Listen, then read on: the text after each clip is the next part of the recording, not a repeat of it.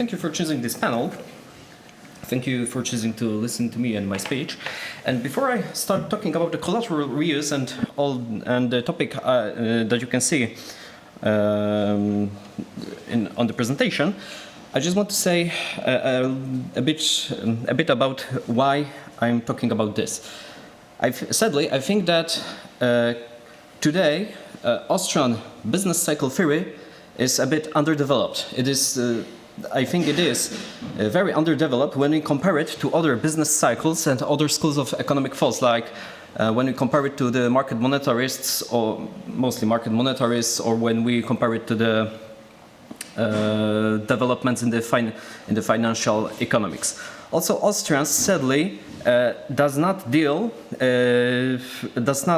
talk broadly about the modern operations of the central banks and how the contemporary financial institutions work. Something's happened that shouldn't be happening. All right. And with this speech, with this article about collateral reuse, I'm trying to fill this gap just a little bit. All right.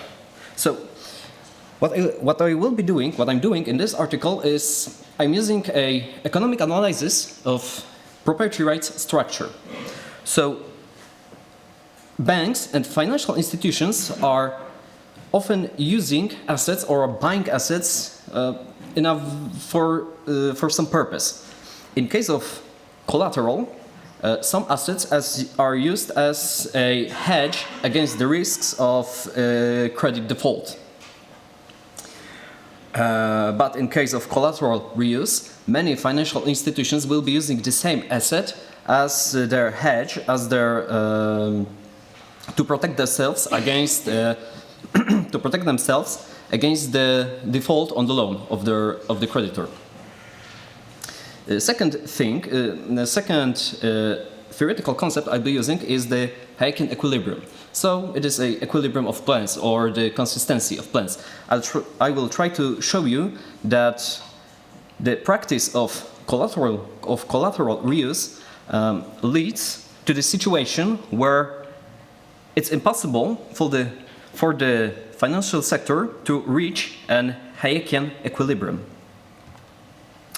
All right, so the practice of collateral reuse is not only used by banks, it is used also by other financial institutions, like it can be money market funds, sometimes it can be investment banks like Lehman Brothers and others. But what is the role of collateral? The main role of collateral is securing financial institution against credit losses. Financial institutions do lend money to each other, but they are often securing themselves against the credit loss, against the default. So what happens? The loan is secured by an asset. If financial institution which is borrowing money from other financial institution is not paying back their loan, then the creditor, the institution that lends money, what's happening? That lends money, it can repossess an asset, and this asset is covering the credit loss. And what is a practice of collateral reuse? In a modern financial world, many financial institutions can use the same asset to secure the loans between the financial institutions. So it can happen that one particular asset, we can say that one share, like a pack of shares of Apple, can be used as a hedge against credit losses for many credits between many financial institutions, right? So one asset can secure, let's say 5, 8, or even more credit transactions between financial institutions.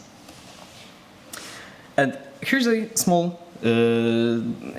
drawing I have prepared to present how the collateral, the asset used as a collateral, is circulating in the financial sector, and how credit between financial institutions is being lent. So let's start from the left. We have here a financial institution A, and it's lending money from the financial institution B. To secure this loan, they're giving the financial institution B an asset. But the next step is, for some reason, financial institution B can need they may have some liquidity needs, and then they are borrowing money from the financial institution C. So we have lowered that there is a credit from the financial institution C to B, all right? But what they do, here's where the collateral reuse appears. Financial institution B gives as a collateral to the same asset it receives from financial institution A. This is what I'm talking about. Here we have one asset, the asset, is securing two credit transactions between financial institutions A and B to C.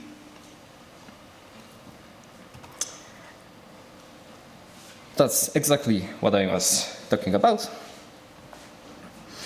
And so here's the thing. What role does collateral play in the plans? Today banks must secure themselves against the credit losses, as I was talking about, and they often use the collateral. So the collateral has a clear so collateral plays a clear role in the plans of financial institutions. It is a hedge. It is an asset that we use to secure ourselves from the losses. But right now, many FIs are incorporating the very same assets to play the same role. So one asset is securing many loans. One asset, the very same asset, is playing the very same role in plans of many financial institutions. And because of that, the Hayekian equilibrium will be not reached, and the financial sector won't be stable. And here's why. Let's look at a little scenario I have thought about. Let's say that the credit C to B, so right, C to B, is not being paid back, but the credit from B to A is being paid. So here's the thing: financial institution A is paying back its loans, but financial institution B is not paying back its loans. So what will happen in this situation? In this situation, the financial institution C will have a right to repossess the collateral. It repossesses it. It can keep it. It can sell it. That's all right. The financial institution C is safe. But here's the problem. What's happening to financial institution A and financial institution B? Right now, the one asset, cannot be reached. The financial institution B cannot return the asset to the financial institution A. And here we have a problem. The financial institution A is paying back its loan, and it says, all right, so now you should return me my asset. But the financial institution B says, I can do it. I couldn't pay back my loan, so the financial institution C repossessed an asset, and now I don't have it. So what will happen? Now, so one of those financial institutions, A or B, have some kind of additional losses. Either financial institution A has losses. Why? Because we can assume that financial institution B has gone bankrupt. What's going on? Financial institution A can't get back its asset, and this is their losses, right? Its assets are diminishing. But there can be also another situation. Financial institution B will give some other assets to financial institution A, but in this case, well, and in this case, what happened is financial institution B suffers from bigger losses. It did not only lose, in the end, it did lose the collateral, and it is also losing its own assets. Right? And this is what I mean by, and this is why we cannot, the financial sector cannot reach the Hayekian equilibrium, right? Just because one financial institution made an error, made an entrepreneurial error, then because of the collateral reuse, other financial institutions have to adjust their plans accordingly. We can also think about it for a bigger collateral chain. Before the institution A, we can add 2 or 3 or even more financial institutions that were using the same asset as a collateral. And this whole longer chain made out of, let's say, 10 financial institutions, what will happen? The financial institution B still is not paying back the loans. I just go back to this one. The financial institution C repossesses the capital. And what's happening? Not only A cannot back its asset, but also all financial institutions that were using the asset as a collateral before the financial institution A. All those institutions before the financial institution A will have to either, one, use some other assets as a collateral, so therefore they must increase their loan loss provisions, or they have to accept the greater risk without any additional remuneration. Right? Yes. And that's why, in case of collateral reuse, there is financial institutions not all plans of financial institutions can be realized. Excuse me. Financial institutions are preparing for some kind of level of risk. They are forecasting. They are forecasting what kind of risk they will face, and they are forecasting what kind of how big loan loss provisions they need. And here's the thing: in the whole collateral chain, if just one financial institution isn't paying its loans, then collateral gets repossessed, and all others financial institutions cannot use it now as they wanted to use it, and that forces them to change their loan loss provisions, or they have to accept bigger risk exposition than they planned, and they are not getting any additional new remuneration for the risk they're facing. So, we know about the disequilibrating effects of collateral reuse. Now I wanted to talk a bit about the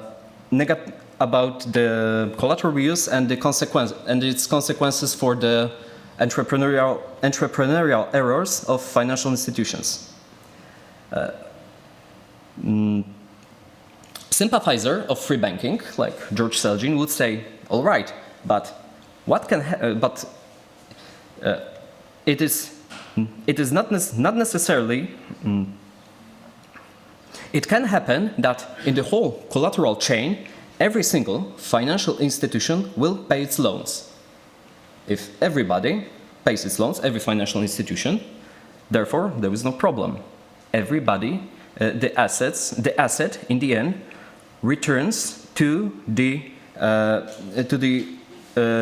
original owner. And so if there is no entrepreneurial error, then there's no problem. But here's the thing. If there is an entrepreneurial error, therefore, and it does not have to be systematic. It can be unsystematic errors which just happens from time to time. And in this case, the practice of collateral reuse is magnifying the negative consequences of non-systematic errors of financial institutions. So we don't need to face the business cycle to have to deal with negative consequences of the collateral reuse. Because even not only in case of business cycles and systematic errors, but also in case of non-systematic errors, collateral reuse magnifies those negative consequences of non-systematic errors, because non-systematic error of one financial institution causes all other financial institutions to adjust their plans accordingly, to increase their loan loss provisions, to decrease the amount of credit to decrease the amounts of loans they're lending, or to accept the greater risk without additional remuneration. And that's all. Thank you.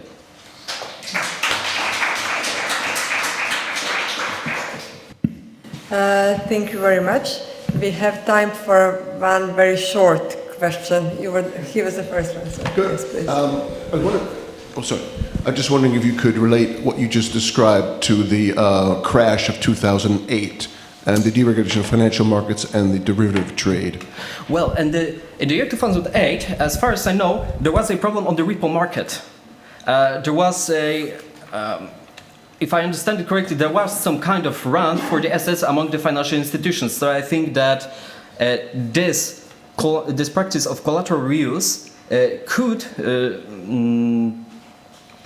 play a role in the great economic recession of 2008, because this is what's happening. Because we need right now collateral, so we're decreasing the amount of credit we're lending to the firms of the real sector. That's one thing. Second, because of the regulations, we need a very particular assets. So we're selling some assets of one kind, like we're selling stocks and we're selling corporate bonds to buy treasuries, right? And I think that's what happened, and that's why we saw and that's why the repo market just went up, the interest rate. Thank you.